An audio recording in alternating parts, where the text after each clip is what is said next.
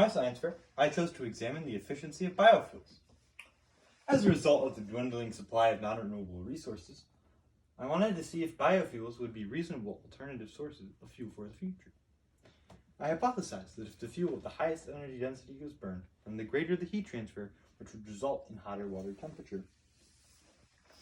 Just as a little background, a carbon-neutral fuel has no net greenhouse gas emissions or a carbon footprint. Leftover material used to make biofuel can be used to feed animals. The United States Navy has even caught on to this idea. They built a Green Hornet which runs on about 50% ethanol and flies faster than the speed of sound. Biofuel can be generated from a variety of sources, primarily corn in the United States and sugarcane in Brazil. Biofuel can reduce greenhouse gas emissions by 13%. This experiment explores the heat transfer from fuel to the water according to thermodynamics principles and can be correlated to the heat transfer in a car from the fuel to the motor. Let's take a look at my experimental design. The independent variable throughout this experiment was the type of fuel used. I tested 4 fuels: gasoline, ethanol, motor oil, and vegetable oil. The control group throughout this experiment was petroleum-based gasoline. I was able to use petroleum-based gasoline as a baseline to compare my other experimental groups and how they performed. The dependent variable throughout this experiment was the temperature of the water in Celsius 1 minute after lighting the cotton ball.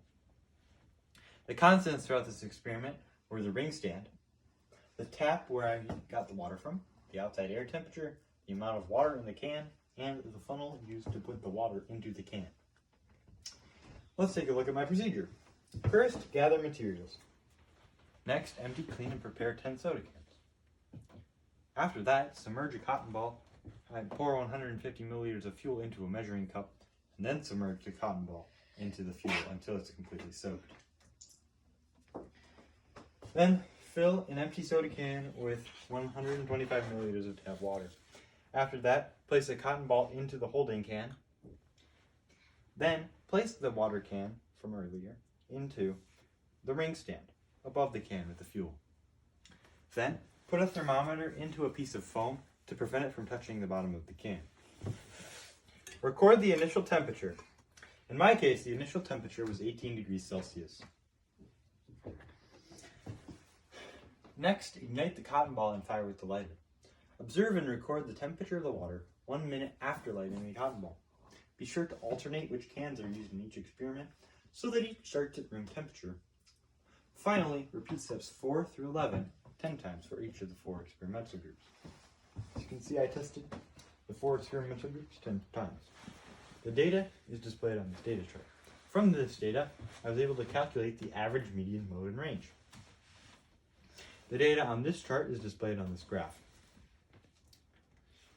On the graph below, you can see the final average temperatures for each of the experimental groups. Gasoline had a final average temperature of 46.8 degrees Celsius. Motor oil had a 27.2 degrees Celsius final average temperature. Vegetable oil, 20.7 degrees Celsius.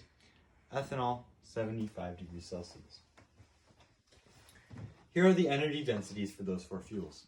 The energy densities are readily available online. Ethanol has a 26.8 megajoule per kilogram energy density. Vegetable oil, 39 megajoules per kilogram. Motor oil, 44 megajoules per kilogram. And gasoline, 46 megajoules per kilogram. Once I had completed my trials, I wanted to see how much heat was really transferred. So I used this thermodynamics heat transfer equation displayed below to calculate this. When using this equation, you want to solve for Q. Q is the heat content in joules. To solve for Q, you take M, which is the mass of the water in grams, and you multiply that by C. C is the specific heat for the water.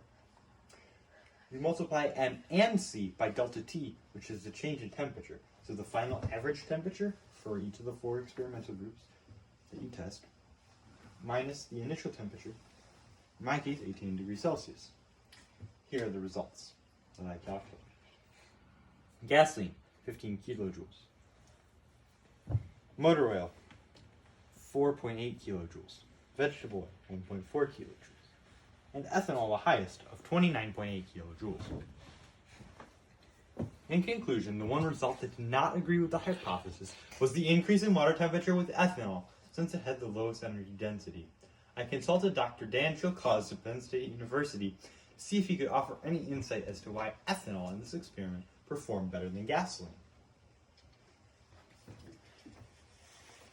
Dr. Chilcause suggested that accumulation of soot outside the can containing the gasoline indicates incomplete combustion. Soot is a sure sign of incomplete combustion, and as a result, all of the energy released may not have been converted into heat. After the ethanol trials, very little soot was observed on the can, suggesting that its combustion was nearly complete. In this experiment, it was concluded that ethanol is an efficient alternative to petroleum-based gasoline due to its ability to produce heat.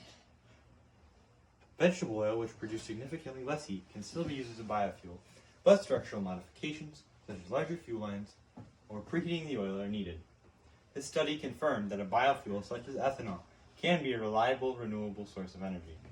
The environmental impact on relying on non-renewable resources, such as petroleum-based gasoline, makes it a less desirable alternative because of the harm it can cause the environment. As part of future work, one would measure the weight of the cotton ball before and after burning to determine how much fuel was consumed and the theoretical energy released, multiplying the weight of the fuel burned by its energy density. This would be compared to the heat absorbed by the water, which would be calculated using the heat transfer equation. Thank you for your time and consideration.